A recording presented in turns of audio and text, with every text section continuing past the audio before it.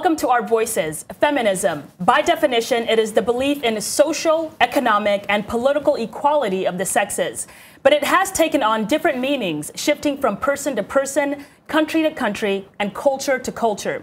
So what does feminism look like on the continent, and how have non-African countries influenced how we approach the idea? Welcome to Our Voices as we recognize Women's History Month. I'm Ayan Bior, and joining me are Hadiza Kiari, Ariani Tangishaka, and filling in for Haiti Adams Fitzpatrick is Salem Solomon. Well, hello there. Thanks for having me. And this subject promises to generate a lively discussion. Right. Well, glad to have you here, Salem. You know, some say the term feminism is all about political and economic equality on a national level. Others emphasize the need to advance women's rights through individual efforts. Either way, the idea of feminism can vary depending on where you live. VOA's Mariama Diallo looks into what feminism means for some Africans. From Nairobi to Conakry, women across Africa are demanding change in attitudes towards sexual harassment, fair wages, access to land, and equal opportunities for political leadership. But they're doing it in their own way, says Gwendolyn Michael, professor of anthropology and foreign service at Georgetown University and author of a book on African feminism. In the U.S., women often think feminism means I alone determine what's best for me. But African feminism is very much a different thing.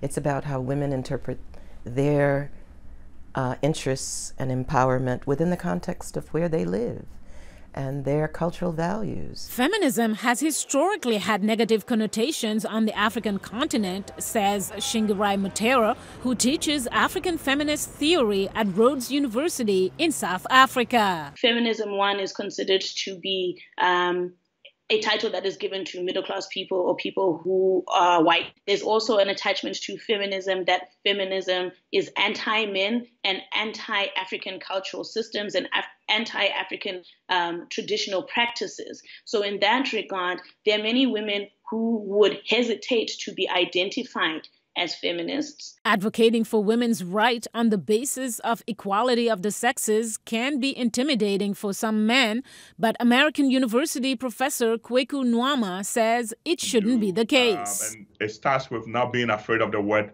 feminist and understanding that what's right for our women is right for us as a society, as a continent in general. He says some of the problems require a shift in cultural attitudes, and those take a long time. But some countries aren't waiting.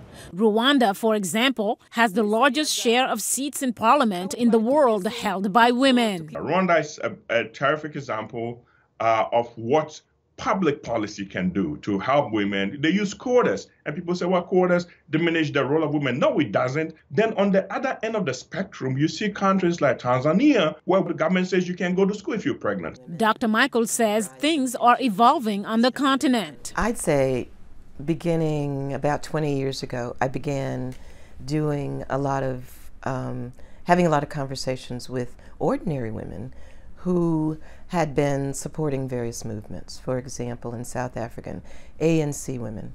And what was fascinating is that these women used to say, I can't talk about feminism until we deal with getting rid of apartheid. Now what we're seeing is that these women are parliamentarians all across the country. They are trying to get land laws changed. People like Kenya's environmental political activist Wangari Maathai and South Africa's anti-apartheid activist Winnie Mandela are seen as great feminist inspirations for Mutero. But is being a feminist critical in the empowerment of women in general? The simple answer for that would be no, because many women across the decades have done work that is feminist, what we would consider to be feminist. She says the lack of the feminism label in some cases doesn't negate the credibility of their work. Mariama Diallo, VOA News, Washington. You know what really caught my attention in that video? How people have to feel like they have to apologize for being feminists, or at least having to explain what that really means.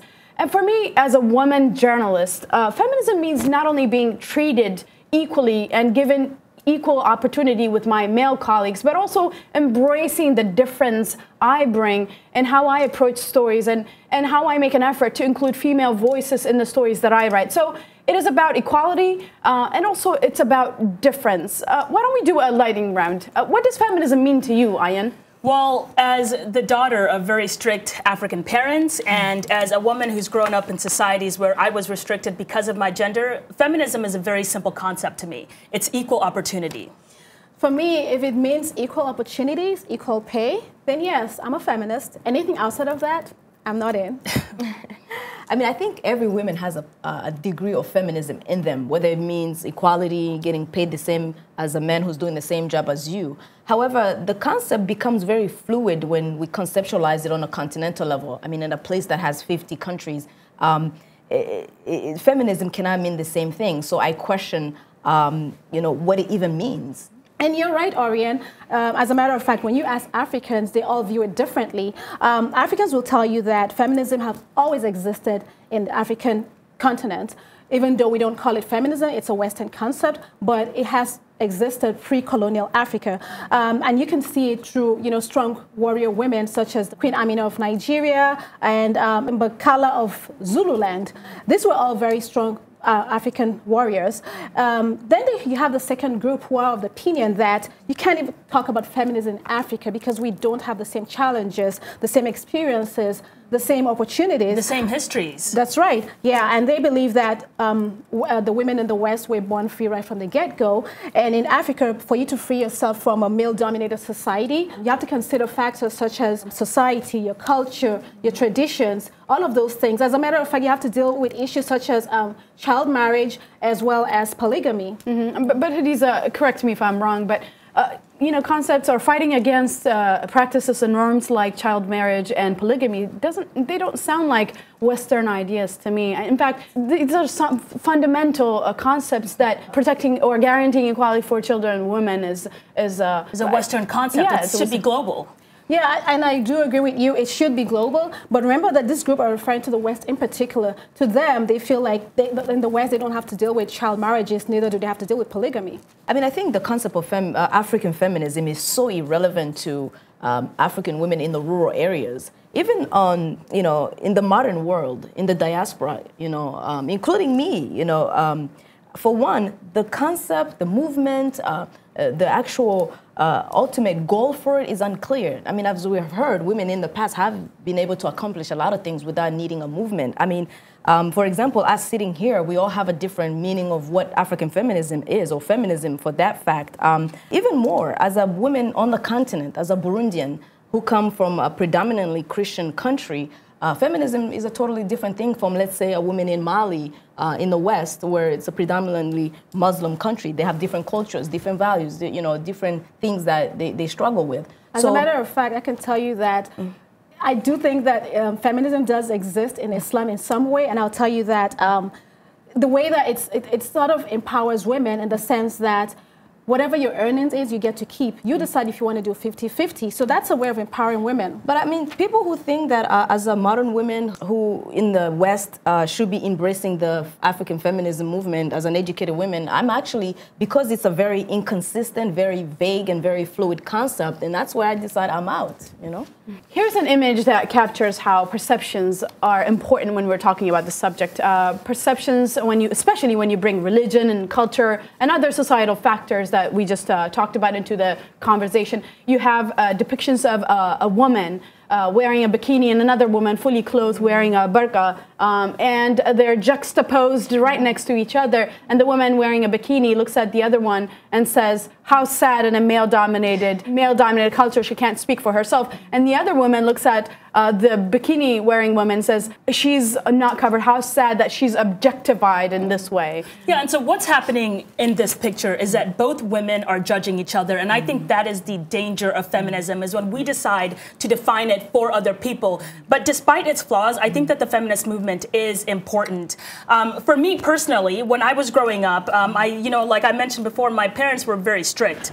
And I remember one of my earliest memories as a kid is when my oldest brother wanted to take us to the movies, and I was really excited. It would have been the first time that I went to go see a movie. But my dad said that I could not go to the movies, specifically because I was a girl. And so from a very early age, I was conditioned to believe that I am less than my male counterparts. And I think that a lot of women on the continent are conditioned to believe that. And I think that the feminist movement corrects that. Mm-hmm. I'm the youngest in my home and the only girl in my household among 3 boys.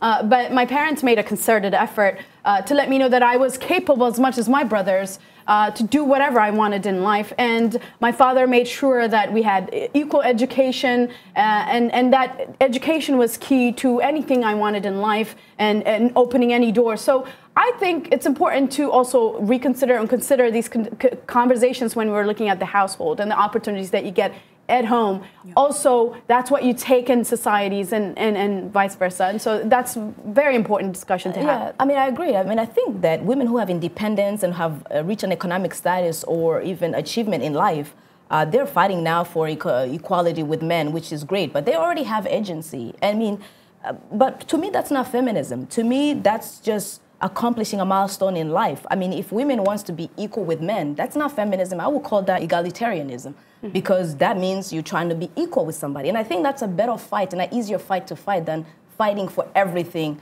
at the same time. And you know, that's why there are some people who actually think that it is a Western agenda. You know, to them, the West are trying to push feminism onto Africa. They believe that is a subtle way of the West having, you know, Africans disrespect their culture. According to this group, just get this, they say that feminism means you don't have to cook, you don't have to have babies. As a matter of fact, you don't have to be married.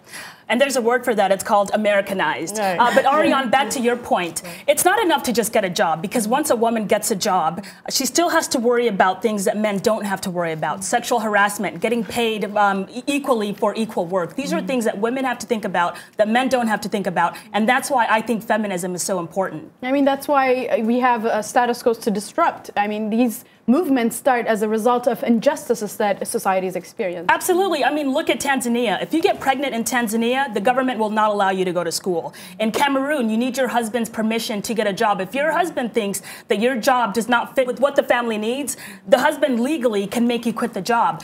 I wish that we lived in a world where we didn't need feminism. But the fact of the matter is, in many societies, men and women are not equal. In fact, in this world, there are more laws, more cultural expectations that have more say over my body and my choices than I do over my own body. And I think that's not okay with me. I mean, I think, as you said, Cameroon and in Tanzania, those are just 2 places in a places of 50 nations or more. And I think that different countries are dealing with different. They might not have the same struggle. That's my issue with having African feminism. We can't conceptualize it on a continental level. But what's your take on feminism in Africa? How do you define it? Does it even have a place in our communities? Let us know on Facebook, Twitter, Instagram. Our handle is @VOA Our Voices. If you prefer to text, you'll be happy to know that we are on WhatsApp. Our number is US country code +1 304 506 3638. Also, find us online to engage with us and stay on our pages to get the latest from our voices, including some behind-the-scenes footage. We have to take a break, but before we go, some very opinionated viewers share their thoughts on feminism in Africa. Here's what they had to say. We'll be right back. Women are created for men, and they must be under men. So the pride of a woman is to be submissive to the men. So women will always be under the men. There is no equal right for women. It's not in our character. So feminism is a dream that is coming from the West. It's not Nigerian. I think South Africa has a plethora of women who have exemplified what it means to be competent and also, you know, recognize the value of your voice in women such as Winnie Mandela. You know, definitely somebody who kept Nelson Mandela's name alive and a leader in the struggle against apartheid. Like the way a man is brought up and our society, we kind of labeled the woman as the weaker sex, which is true. But when it comes to intellectual, we've seen women doing better than men, even in school. So I think feminism is a good thing because it's like encouraging more women to stand up for themselves and just do stuff and even change the world. As an African woman living in an African country like Nigeria, I will beat my chest to the belief that we are naturally feminist by nature, even though we're facing so much subjugations in our everyday life. So despite the hooks, we still strive to be better by also contributing to the development of our communities. So between these lines, as Africans, we don't need the Western world to tell us what to believe in or how to live our lives. So the perception of the word feminism in the West is completely different from, how we perceive it down here. Like Voice of America on Facebook.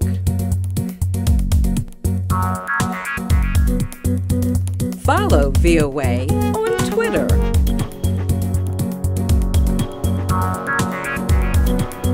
Join VOA on our YouTube channel. Like, follow, join VOA. You're with Our Voices. Welcome back. For International Women's Day this year, the United Nations chose the theme of Think Equal, Build Smart, Innovate for Change. It's still very much a man's world across many employment sectors on the continent, but African women are claiming their space in male-dominated workforces. Some of them changing car tires, others changing electrical wires, but all of them changing expectations. Here's my report.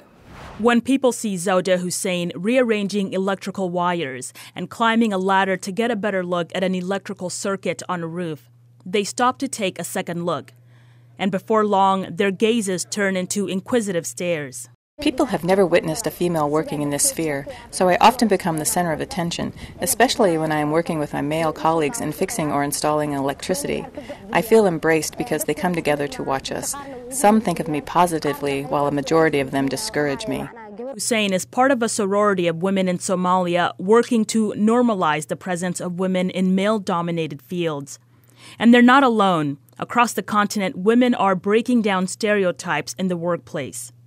In Morocco, one woman and her sister saw a chance to break down barriers in a man's world, auto mechanics. Najle Lakkar says, changing a tire, that's easy, but changing minds about a woman's place in society, not so much. You have to be aggressive and stick with it until people eventually accept it. We ask ourselves why men can choose jobs traditionally done by women, then why can't women choose jobs traditionally done by men? But perceptions are changing, and now I find people are more proud of my sister and me than anything else. A 2017 Pew Research Center report says the top 5 countries with the highest rate of women in the workforce are in Africa. But there's a catch. Women in these countries are more likely to be in the informal employment sector compared to their male counterparts. These jobs, unregulated by the government, often have lower and unstable incomes, according to the report. And the International Labor Organization says informal employment typically has no legal or social protections. For many women like Haza Nzota, an engineer with Air Tanzania, it's not just about securing a job that her and her family can depend on. It's also about changing expectations. This thing is not as masculine as it sounds. It can be done. So I encourage all the females out there to pursue this part of aviation as aircraft engineers. In Somalia, Badri Abdi Baris, who runs the electrical school where Zauda Hussein trained, thinks there is a cultural shift beginning to take place in Somalia, one that could bring gender equality to the workplace. Traditionally in this country, women are not used to being technicians. However, as the world now seems to be having a tendency of gender-balanced jobs, women in this country are beginning to be brave enough to come along the mainstream of hands-on jobs. In the beginning, they were very few. Now, we have 21 female electricians, and we expect hundreds in the near future. The expectations have taken hold globally. The U.S. saw the highest number of women entering Congress in the last midterm elections, many of them women of color, including Ilhan Omar, a Democrat from Somalia who now calls Minnesota and Washington, D.C. home. Omar and her female congressional colleagues helped change the face of power in Washington. We have never needed a permission or an invitation. All we ever asked was for people to step out of our way so we could take our rightful place. If Omar is any indication, a woman's rightful place might be in the House after all, the House of Representatives in the United States Congress.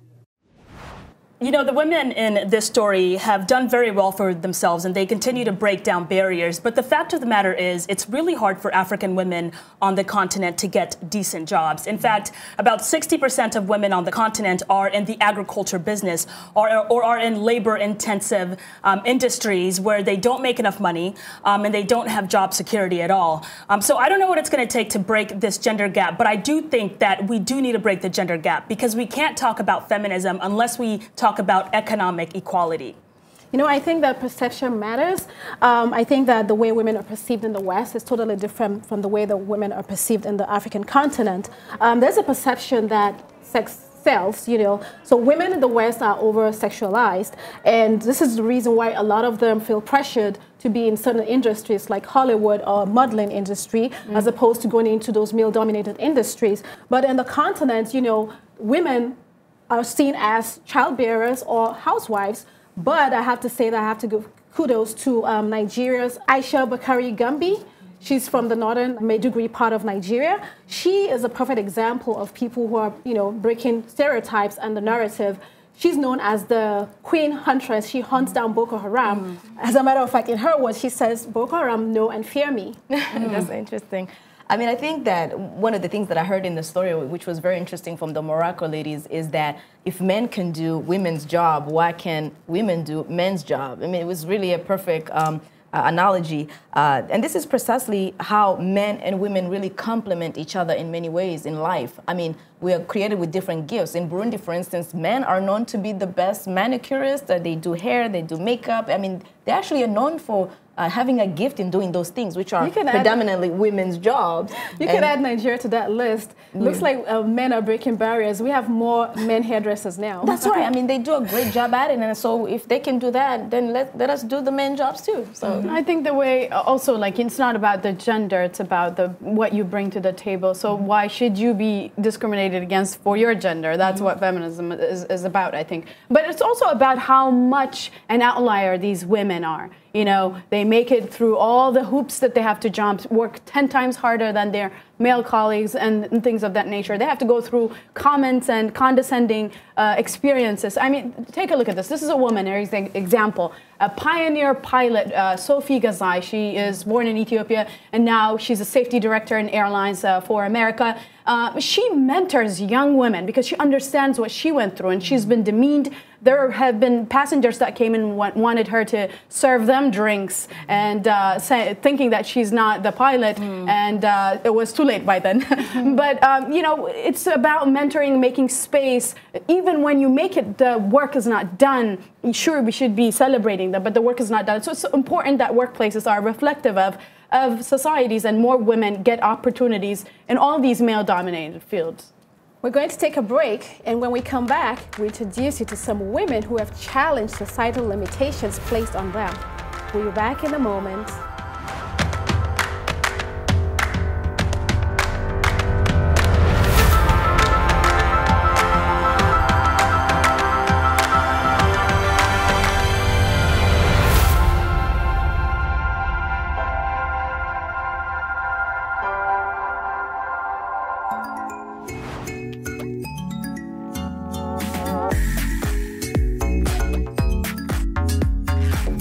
This week, we're keeping an eye on Fatou Bensouda, also known as the woman who hunts tyrants. Bensouda came from humble beginnings when she was born in the Gambia to a family of more than 12 siblings. She would go on to attend law school in Nigeria, become an advisor to a tribunal investigating war crimes in Rwanda, and later rise to become the prosecutor of the International Criminal Court in the Netherlands. In this role, she is responsible for bringing charges against some of the worst dictators and war criminals in the world. Serving in her role since 2012, she is the first woman to be chief prosecutor of the ICC. In her job, she has investigated crimes against humanity in Myanmar, the Ivory Coast, and the Central African Republic. When asked what drives her, she said, "The issue of justice and accountability seems to be in my DNA."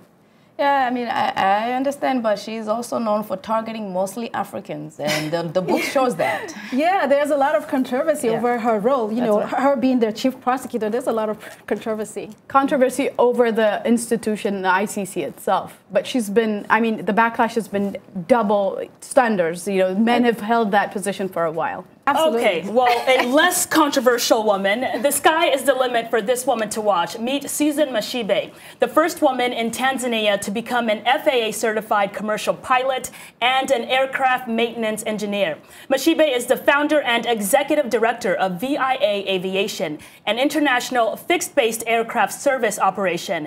This is the first company of its kind in Tanzania. She is literally encouraging young women to fly high by soaring in this male-dominated industry. Very impressive, I have to say. She's pretty cool, I have to say. Yeah. Well, these are just a handful of women we have our eyes on, and I'm sure you have a few suggestions as well. Introduce them to us and use the hashtag VOA Our Voices so we can find your comment, and who knows, they could be featured on our upcoming episode. Thanks all for watching today. To catch up on previous episode of Our Voices, log on to VOA's website where you can also find the latest international developments. And we're going to leave you with a word from a world-renowned author who happens to be from my home country, Nigeria, Chimamanda Adichie. She says, "My own definition of a feminist is a man or woman who says, yes, there's a problem with gender as it is today, and we must fix it. We must do better. All of us, women and men, must do better." And of course, we can't have a show on feminism and not have Chimamanda. Well, this episode is over, but the conversation is just getting started. We can't wait to see what you have to say. Thanks for tuning into Our Voices. And on behalf of the Voice of America and along with my colleagues, good day.